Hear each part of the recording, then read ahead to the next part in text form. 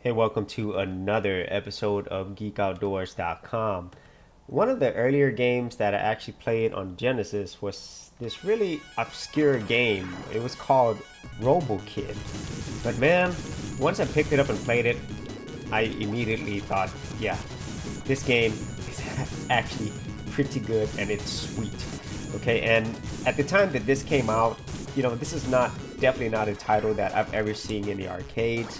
But when I played it on the Genesis, and gotta remember the Genesis was fairly new at the time, the graphics on this game were pretty good. I mean, actually better than good because, if you're coming from a Nintendo or Sega Master System, these are actually amazing, okay? And, at the time when the Genesis did come out, 16-bit power, you could really tell the difference. But what I really enjoyed about this game was that it was actually a good game, first and foremost. And, it had that cute super deformed anime style, but at the same time it has these horrible aliens. You're stuck in this really scary place right here, and you actually get destroyed. And with all of that, this had some really good shooter elements. So it's a combination of a shooter, but also a platformer in a way as well. This also reminded me a lot of another game, Thunder Force, which came out at the same time as the Genesis, and Thunder Force is one of my favorite shooters of all time. While that is not at that level, it's still unique because of the fact that it combines both types of genres, and the controls are really good, and look at these enemies. So it is I would say not too hard of a shooter game compared to other shooters like Thunder Force, but at the same time, you really gotta pay attention to what's going on.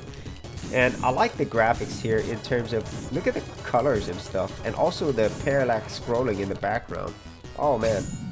And it doesn't take too many hits for you to die. Actually, I think it's only one hit. No, wait, more than one hit. Yeah, because like if I run into the enemies, okay, I do get hurt. And I'm not sure where my energy bar is, but I played this, I wouldn't say a lot on the Sega Genesis, okay, because I don't know, I mean, I really spent a lot of times playing things like Revenge of Shinobi and of course Thunder Force, but it was a game that I picked up. It was one of the more, like I said, not really well-known games. It was kind of obscure, but if you did play it, you actually would enjoy the game, okay? However, I don't think I would come back to it too many times, okay? And also, look at the designs of this game. It reminds me a lot of Aliens and Contra.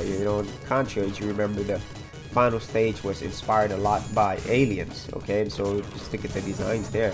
So I can't even remember the company who actually made this game, okay? Or whenever it was brought out to the US. Oh man, I'm just getting destroyed. Wow, that looks so cool. Wow, that's a cool death. And there was other robotic type shooter games that this remind me of, like Inspector X or Sector Z. Those were also some shooter games that I enjoyed. Oh wait, nope.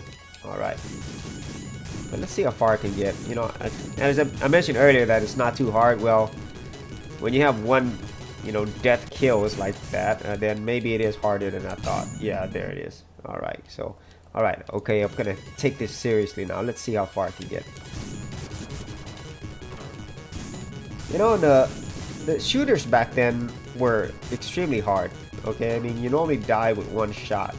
And in some cases, it's, oh wow. In some cases, the one death kills are really cheap like that, I mean, there's so many things coming here and I don't really have any other protection.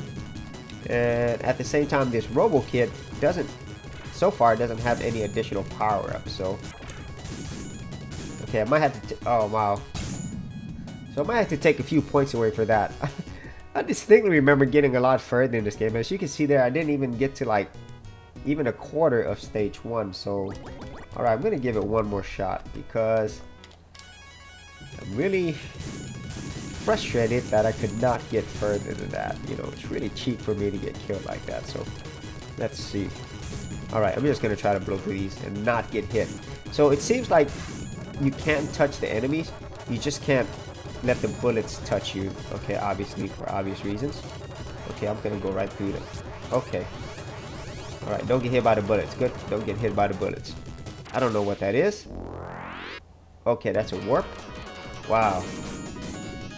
This would have made a really cool character, you know what I mean? I really like the design of the character. He would have been great in like a next-gen game, you know, in 3D.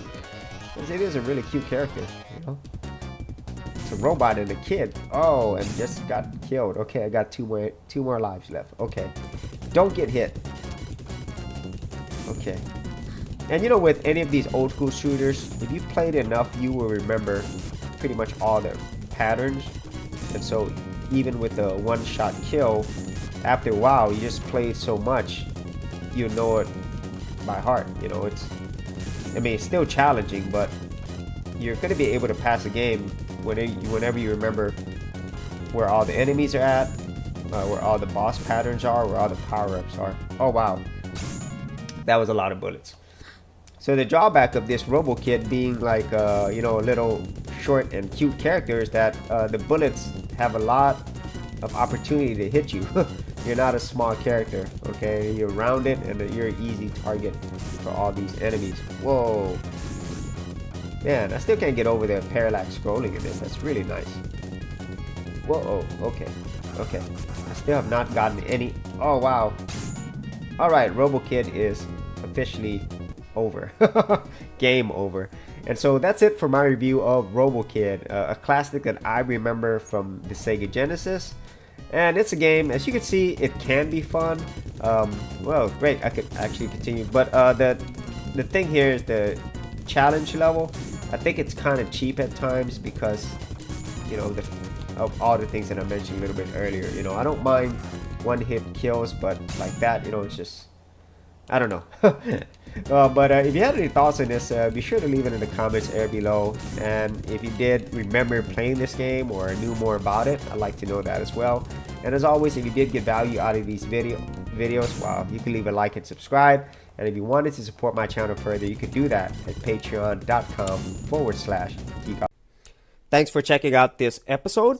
And as always, if you like these videos, be sure to click on the subscribe button. And for full written content, audio content, and additional geek stuff, head over to Geekoutdoors.com, and I'll see you outdoors on the very next episode.